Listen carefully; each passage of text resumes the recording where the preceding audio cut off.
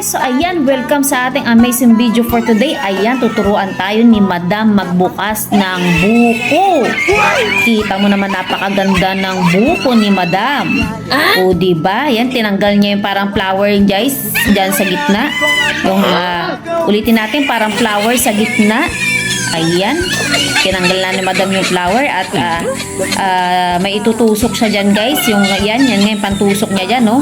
Para malalagyan niya lamang yan ng straw, no? Ang galing, di ba? Napaka-fresh ng buko ni Madam. At malambot pa yung buko, no? Hindi siya matigas. Kaya naman ang bilis niyang natusok ng ganun guys. At ayan na nga, lalagyan niya na ng straw yan. O di ba?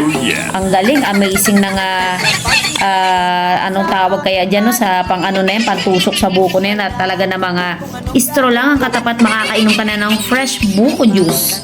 At kita mo naman talaga na mga napakaganda ng paligid ni Madam.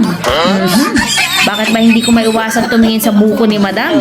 Fresh na fresh. O di ba? Kita mo naman, no? Talagang ang ganda ng pagkakatusok ng straw ni Madam mo. O di ba? Tamang-tama ang init ang kanyang paligid. O tapos iinom ka ng fresh buko juice.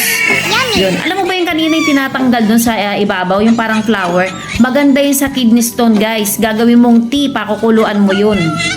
Yun, gamot yun guys sa kidney stone. Yan, o di ba? Ang ganda ni Madam. Wow! Grabe. Talagang hindi ko maiwasan tumingin dun sa buko guys. Amazing. Ang galing ng turo ni Madam.